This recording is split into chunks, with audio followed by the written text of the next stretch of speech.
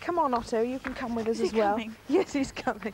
Well, we're in this lovely farmyard now, and of course the marvellous thing about barbecuing, if you have got a place with this terrace like this, you can have a built with brick barbecue, which stays permanently, Mary. All through the winter, yes, and you can put a grid on top, and this is actually an old drain cover to keep things hot, and that's for a big party. But this one is very sort of homemade looking. This, Judy, was the very first barbecue. You know, when the children were very little and they said they wanted sausages on a barbecue? It's my old meat tin with charcoal in and a bit of netting on top. And that's as simple and almost free. And safe for the children, as you say. De barbecue. I was interested in the origin of the word, actually, and apparently it was used by French people, and it means from beard to tail. Did you know that? No, I didn't know didn't. before. Now, this is something you can buy if you're going to spend money in the shops. That's right. And you can have 3 different levels if you wish, so that you can get away from the heat, which I think is a good thing. And these are very easy to clean, these tops too. And you've just got briquettes in there, haven't you? That's right. As indeed you have in this portable one. Now, this is a hibashi, it's not a trade name. In fact, it's the Japanese word for barbecue.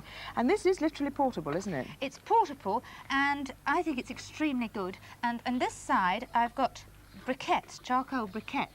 And on this side, if I take the grid off, I've got charcoal. What about the relative costs of those two things? Well, briquettes are about twice as much money, but they last twice as long. So it's as broad as it's long, then? And I think it's slightly easier to handle because sometimes the charcoal comes in rather big pieces for a small barbecue, and that's a bit difficult.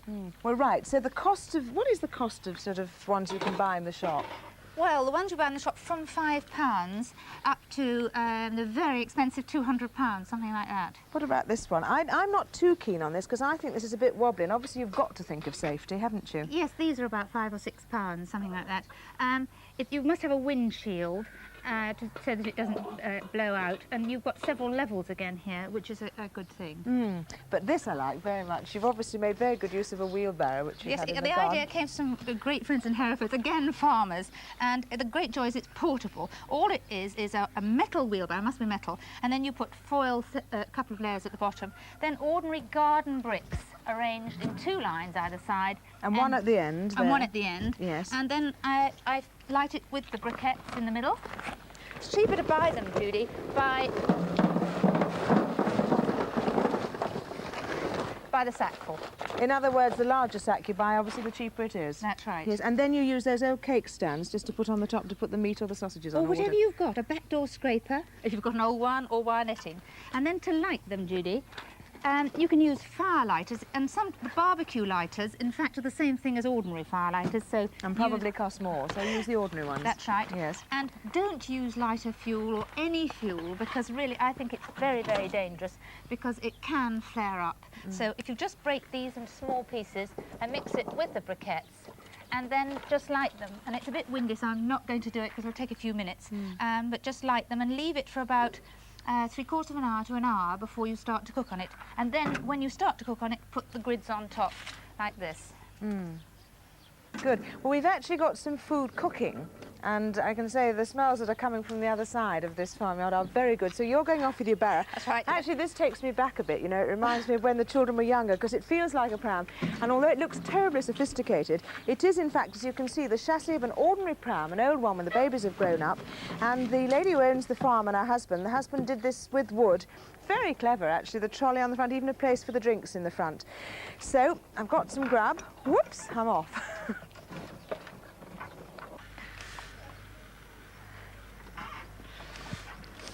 Well, there's not much left on that now. I've transferred it over to somewhere else. But we've got much more sophisticated equipment now in the barbecue scene. This is splendid. Isn't it lovely? It's Yes. a hooded barbecue, and it's a nice strong one. It has a cast top, and it's much more durable, and you can leave it out. And of course, this one's got a spit. You can have a spit or without a spit as you wish to use it.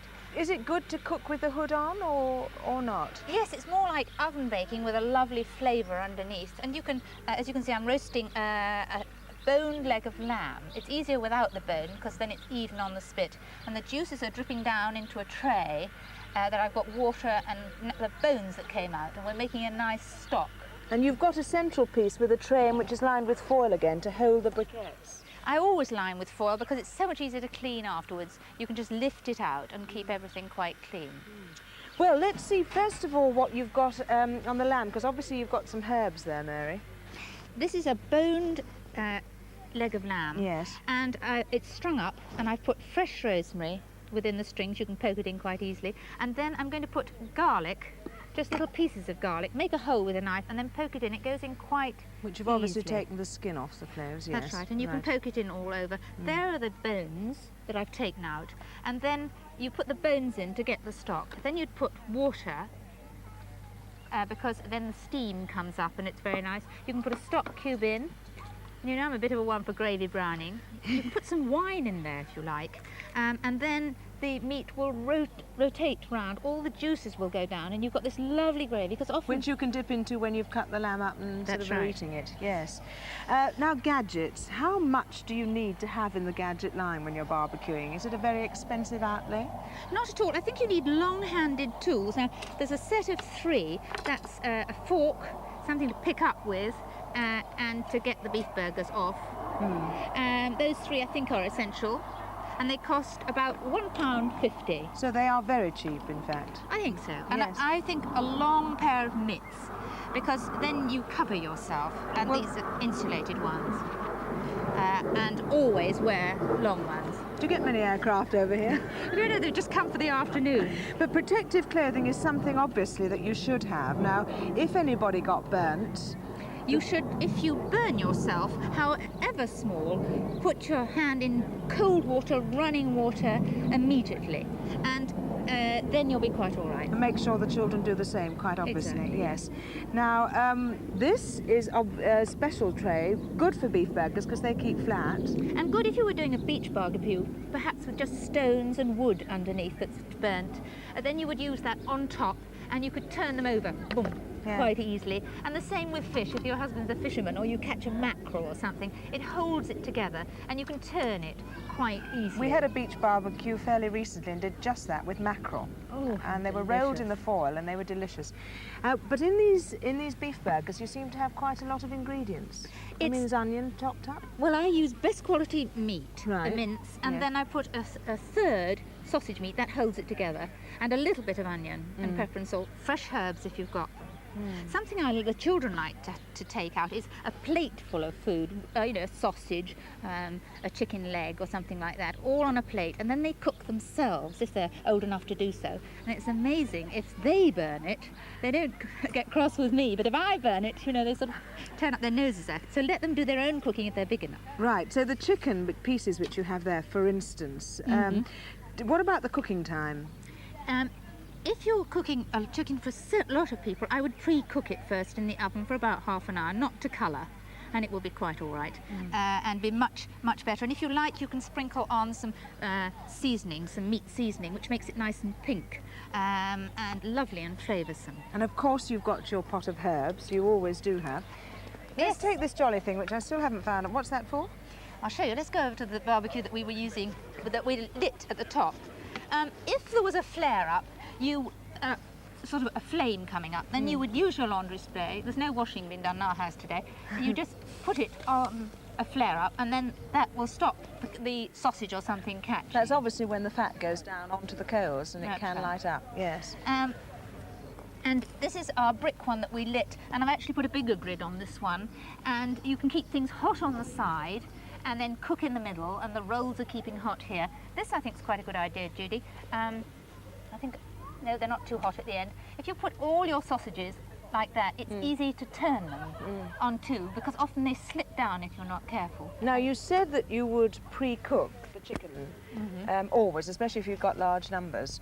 Would you pre-cook any of these, the hamburgers or the sausages or anything else? Not the hamburgers, no, I wouldn't. And tomatoes I always put together on a skewer because they take such a short cooking time. But what about the meat cooking through on the hamburgers? I mean, does that take a long time? About 5 minutes each side, but terribly difficult to give times because it depends on the heat of your barbecue. And also, you said on the quality of the mince. You must have good quality mince. Yes. Yes. And the beans, what have you got there? You lifted the lid off and I didn't really Baked see that. beans with brown Gosh, sugar, those are- Worcester sauce and fried onions. Barbecue baked beans. My children love that. I must say, they look very good. And they smell rolls good. keeping warm. Yes, and those you can always keep in the freezer too to stand by if you want more. Yes. Yeah. Now this is rather special, and it seems to have lots of sort of good things. The wheels.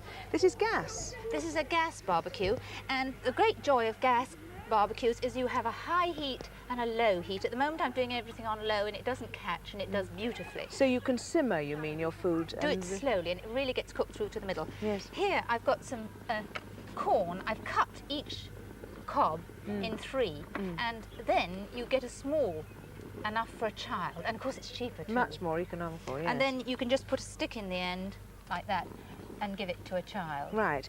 Now, you've got onions on these kebabs here. That's right. Onion gives a nice flavour to the meat. And if I'm cooking on this gas barbecue, I would put that down. Yes.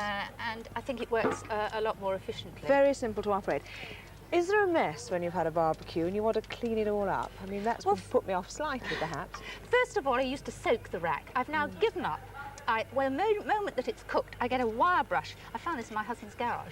He doesn't know yet, don't tell him. So he's somewhere over there. And I just briskly brush the racks, and it's amazing. It all comes off, and you don't have to wash them because it is a ball. With a gas one, you turn it onto maximum, a bit like a self-clean cooker. Put that down for 5 minutes, and it burns off, and then a wire brush. That's fantastic. You're always good at your presentations. Here you've got a splendid table, which shows just what the scene should look like if you're going to have a barbecue at your own home. And a tablecloth, Julie. Oh, it very is important. William's bedspread. Oh, is it? Yes, he'll be back on his bed tonight. But it's a good idea. Don't think you've got to buy something special like a cloth. So you've got lovely looking lemon juice. That's right. This is homemade, that, isn't it? Homemade, fresh juice of the lemons and the rind steeped in hot water first, and then the flavour goes in and let it get cold. And a barbecue sauce, a lovely green salad, I think, and also fresh fruit. We were saying in the picnic how it's nice to have cherries or strawberries, and peaches are just coming in, only small ones. Yes. And I see again that you've made the effort to get sort of matching paper plates. Paper plates, I suppose, are a very good idea because then you can wash them. They're covered. They have a sort of covering on them, don't they?